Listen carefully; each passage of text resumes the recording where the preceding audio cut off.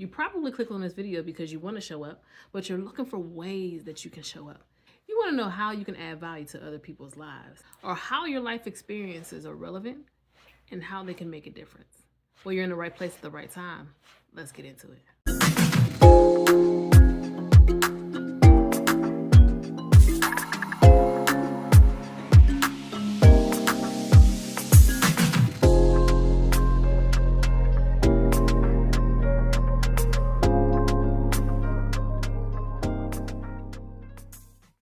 Welcome back to the channel. My name is Tanya S. McClurkin. I am a certified life coach and gift strategist. And today we are going to be talking about, where are you qualified to lead? That's right. You are qualified to lead somewhere, but where are you qualified to lead exactly? I want to give you a process that you can follow time and time again so that you can feel confident about where you can show up, because you have answers, you have solutions that people are looking for. You just didn't know how to put the pieces of the puzzle together. Well, I'm here to step in and help you to put that puzzle together so that you can feel good about how you can show up to serve. I call this the 3P Qualifier. This is my own signature process that I have created and walked other people through, and it's been working. So I want to give it to you today so that you can begin to write some things down, because the truth is you have options on how you can show up and serve, what you can show up and say, messages that you can create to lead other people and to help make a difference in other people's lives. You have options. So let me show you today how we can get to the answers and find out where you're qualified to lead. I hope that you have your pen and paper, because this is nothing that you want to try to remember. Although this is a video and you can double back and rewind, something happens. Magic happens when you put the pen to the paper, okay? So let's do this, okay? The 3P qualifier, okay? We're going to go through the pain, the process, and the promise. Let's break down the pain. I want you to write a list of everything that you have ever gone through. I know some things are going to come up that you may not want to touch, that you're not really ready to face, or that you may feel uncomfortable pulling up again, okay? But I promise you that it's not God's idea for you to allow those things to settle within you or fester within you. I'd rather it be up and out, and I know that you would too. So let's write some things down. Write a list of things that you have ever been through, okay? Divorce, being betrayed, failing at love, maybe not being the best parent, physical, mental, or emotional abuse, being let go on a job. It doesn't matter. It doesn't matter. You have many experiences, and you're going to start to see, as you write these things on paper, how much that you've actually gone through. Now, after you write that list of pain, no matter how short or how long, I want you to then divide that list of pain into 3 categories, okay? Number 1, not healed. 2, healing. That means you're in the process of healing. And then 3, healed. Okay? Again, not healed, healing, healed. I want you to separate them into these 3 categories. 1, because where we are not healed, we cannot help. Okay? Where we are not healed, we cannot help. 2, where we are currently healing may potentially become an area where we can lead people. But if God is taking us through some things, we want to allow God to continue taking us through that and helping us to shift or change whatever he's doing in us, so that we can be a best fit for those he is calling for us to lead. Okay, so continue your healing process. All right, and then if one day that goes from healing over to heal, you can look at that and see, you know, now that I've overcome this, now that I have made my way to some type of win or victory, this is something else that I can now help someone with, because I have answers. When God is dealing with you and he's taking you through a process and he's still trying to help you maneuver and figure things out, that's not the best time to try to take someone through something when you're being taken through it, okay? But write it down so you can at least know where things fall, okay? And then we want to take a close look. We want to narrow down. We want to double down onto our healed list, okay? If you are healed, and we don't want to lie to ourselves, okay? If we are healed, these are the areas where you are qualified to lead. You are qualified because you've done the work. You have went through it, overcome it, been brought to solutions. You have answers. You now have answers, which make you a best fit to walk someone else through a process to get to some type of desired outcome or goal. Okay. So I want you to take a close look at, where have I had a win? Where have I overcome? Where did God bring me out? What did I figure out that allowed me to take a step forward and live a better life? What type of shifts did I make that caused me to be able to take a step forward? I want you to look at all of the areas that used to be a pain, but you've gone through the process, you've done the work to overcome it, to get to the other side. You've done what it takes to become healed in that particular area, okay? Again, we're talking about the pain, what we've gone through. We're going to break those things down and sort them into those three categories: not healed, currently healing, or healing, and then healed. Okay, I want you to take a quick look at that. This is very, very, very, very insightful, very important. I want you to just look. And if you feel like, well, there's nothing that I'm healed of yet, okay, here's what I want you to do. Number one, I want you to look at where you're currently healing and how far in your healing process are you, okay? Now, although I'm not an advocate of leading people in areas where I'm not fully healed, depending on how long you've been on this particular journey of healing, it does not mean that you don't have enough information, enough wins along the way, enough milestones that you've hit along the way of a healing process to begin bringing someone along the process of their journey to healing. There's still someone behind you. There's still someone or a group of people who have not yet achieved what you have so far, okay? You do have the ability to still help someone achieve the milestones that you've hit along the course of your journey. You still have information, you still have insight, you still have a lot of wins along the way that you can still offer up to other people. So again, depending on how long that you've been on your journey, I want you to take a look at all the milestones that you've hit along the way and consider who you are qualified to lead along the path of those wins and those victories that you have had, okay? All right, now we want to move to the process, okay? The process. Now, this is an area where you go through stuff and God brings you through and you overcome, but you don't really know until you really sit down to reflect on what I've been through, how you got through, right? So we want to take a time to really reflect on, what did I do when I was going through it? What was happening with me when I was going through my process? What were the activities that I did to help me along the way, right? I want you to start to write these things down, okay? Did I pray every day? Write it down. Did I journal in the mornings? Write it down. Did I go to counseling once a week? Write it down. Did I go for walks and talk with God? Did I read my Bible? Did I call a friend? Did I kick and scream? Did I throw things against the wall? Did I cry every single day, as a cry for help? What did I do? I just want you to write it all down. Do a heart dump, do a brain dump. Just put it on paper. It doesn't have to make sense to you right away. It needs to be brought out of you. Because the things that you have done won't necessarily be the exact order that you walk someone else through. But it will bring insight to what you've done and how you can walk someone else through. Because since you've overcome it, you still lived a lot of life and you still gaining insight and you're growing. You may look at how you did it and God may be giving you a better way to help someone else get through it than you did. So we just want to write it down to see what were the activities. It doesn't have to be in the same exact order, but it needs to be what you did, a part of what you've done, because a part of what you did was a part of the success, okay?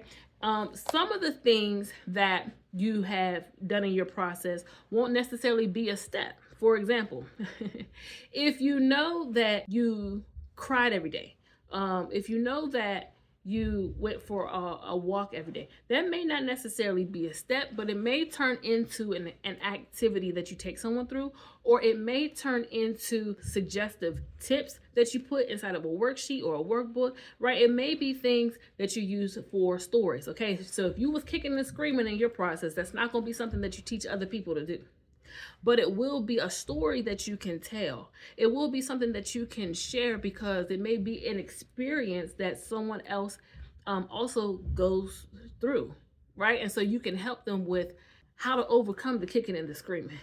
What are things that you did to reduce the kicking and the screaming, right? So it won't necessarily be a step, but it may turn into a talk.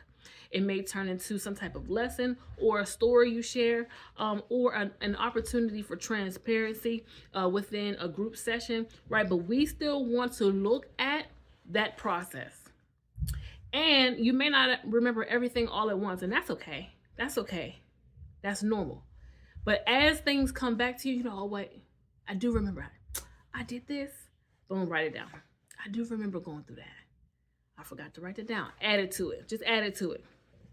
Add it to it. I promise you, it's all coming together. It's all coming together. So then from there, we have the pain. We have what we've been through. We identify with what we're not healed of yet. Some of the stuff we haven't even touched yet. Okay, we're like, I ain't ready to forgive. We still want to work on that, but we're still identifying where it falls. We're looking at where we're currently in the healing process, because we're becoming better and we're becoming whole, right? And then we're looking at where we have been healed, and we're looking at that process of healing, how long we've been on it, to see, is this something that I can start helping someone walk through, even though I'm not all the way to the end or all the way to the other side. I've come a long way that I can bring you at least up to where I currently am. We want to take a look at that, and then everything we did in the process. From there, we want to look at the promise, right? This is the part that everybody wants to hurry up and get to, but I promise you, that process is going. It don't always feel good, but it's for our good, right? And so there's a lot of lessons. There's a lot of insight, a lot of knowledge, a lot of wisdom, a lot of expertise that is being cultivated in that process, right? The part that don't feel good to you is the part that everyone wants to know. Like, what did you do? What did you do? This is hard for me. Show me a better way. Give me not necessarily a shortcut or a faster way, but help me to cut out the parts that I don't necessarily have to go through or spend too much time on, to help me to get to my desired outcome or goal. The promise is going to be, okay, now that I've gone through this pain, and now that I've gone through this process, I can see why I had to go through what I went through to get to what God had for me, right? What did God have for you at the end of the promise?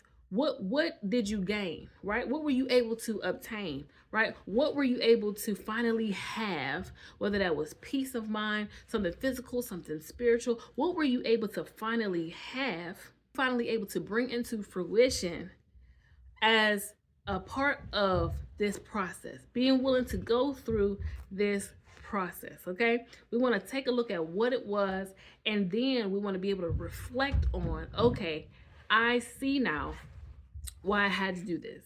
Because when you get to the promise, it's a little bit more exciting at that point. You start to say, I wouldn't change it for the world. As a matter of fact, I wouldn't necessarily want to do it again, but if I had to do it again to get to this or to have this, I'd do it again. You start to see the worth in what you went through. And so you can use that also as a shareable experience with whoever you're gifted to lead and qualified to lead, as teaching them that it's going to be worth it. It's going to be worth it. Endured as a good soldier. There's pleasure on the other side of pain. And so we want to be able to gauge, right? And if it's something physical, you can show them. This is, and I have a book here. These are books that I used to do book anthologies. I led 2 anthologies where mothers told their story. Okay, I told my story, and then they also told their story. And this one, it was me and 3 other mothers, right? And in this second edition, which is very special because my mother was able to write her story. Because my mother was able to write her story as well. It's called "I'm Breaking My Silence," and it's me. Where am I at? Oh, I'm at the top. It's me and 10 other women, and my mother was able to tell her story. She always wanted to write, and so this is a physical manifestation of a process that I had to go through, right? And so if it's something physical, you can show them. You can show them. It's gonna be worth it because I went through my process. I was able to help 10 plus 3, 13 other women, mothers, to release.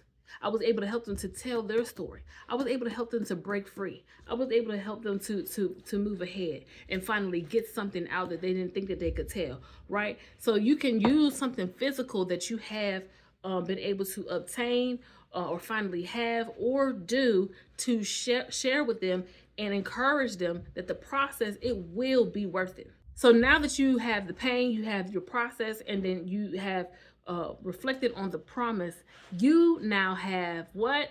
The plan.